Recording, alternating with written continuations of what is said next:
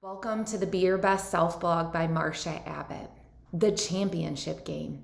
You're in the midst of playing in the championship basketball game of the season, and it's your turn to take the ball out. You're at your end of the court with 1.2 seconds left to play. The score is tied.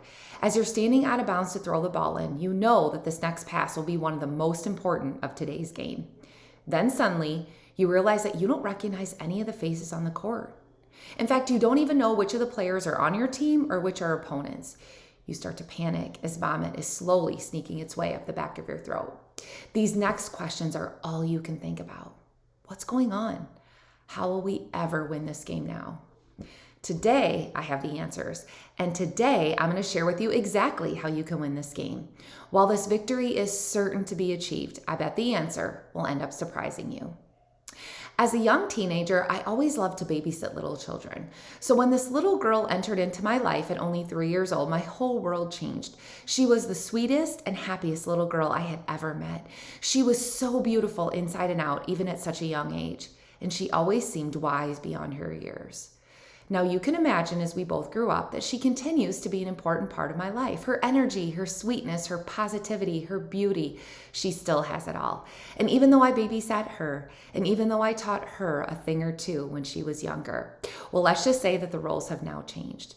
With her light that she continues to shine onto this world, I find myself striving to grow from what I now learn from her. What a twist of fate I would never have imagined back when I was a young teenager. A while back when we were together, this sweet friend of mine surprised me with a gift for no reason at all. Basically, she came upon it and thought of me, so she wanted me to have it. She bought me a devotional journal written by Marshawn Evans Daniels entitled 100 Days of Believing Bigger. Anyone who knows me knows that I love to learn and grow as a person, but I also love to learn and grow in my faith. So this journal was just the thing I needed.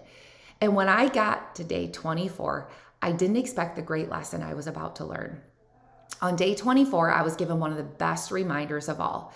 Miss Daniels reminded me that whatever is happening in other people's lives has absolutely nothing to do with what's happening in mine. Now that seems pretty simple, right? Or is it? Let me ask you some important questions to get you thinking. How often do you look at someone who has more success, more money, more of everything, and think about what you did wrong to not have that? How many times have you compared yourself to other people when it comes to who has a bigger house or the more expensive clothes? Do you regularly catch yourself obsessing about what is happening in other people's lives, even celebrities? And do you wish on multiple occasions that you actually had someone else's life altogether? I would like to think we would all say that we are 100% comfortable with our current existence and that we never think about others. But come on, we're only human. It's natural to have these thoughts and feelings. But what makes these thoughts worse is that they lead to one other problem, to one other very big problem. We then catch ourselves falling into this trap of spending our life competing against others to try to one-up them. We spend all of our time and energy in this game of life competing for the biggest house, the best clothes, the most money, the largest social media following, the fancier trips, and the list never ends. We get so wrapped up in trying to beat everyone else that we forget to stop and just focus on our own dreams, our own goals. And it rarely crosses our mind to try to support others on their journey to success. Instead, we become envious. So how do we fix this? How do we get out of this nasty cycle and figure out a way to invite success into not only our life, but into everyone else's life that we come across? Today, I have these answers. You are in the midst of this championship basketball game, and your next throw is going to be one of the most important in the match. You look around and don't recognize any of the faces on the court. Who exactly is on your team? Who are your opponents? How will you win? And then you look a little closer and you really focus in hard. Suddenly, you have your answer. You realize that every single person on that court is actually on your team. Instead of competing against each other, you're actually all working together so that everyone can win, so that everyone can be successful. And you then realize it's actually not a championship basketball game after all. Instead, it's really the game of life. It's the most important game you will ever play.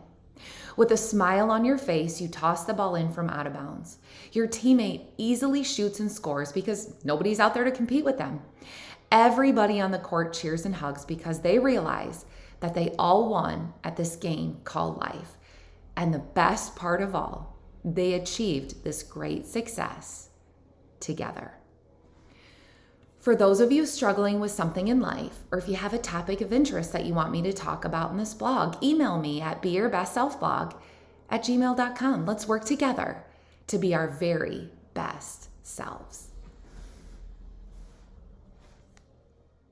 Click below on the subscribe button for my weekly updates.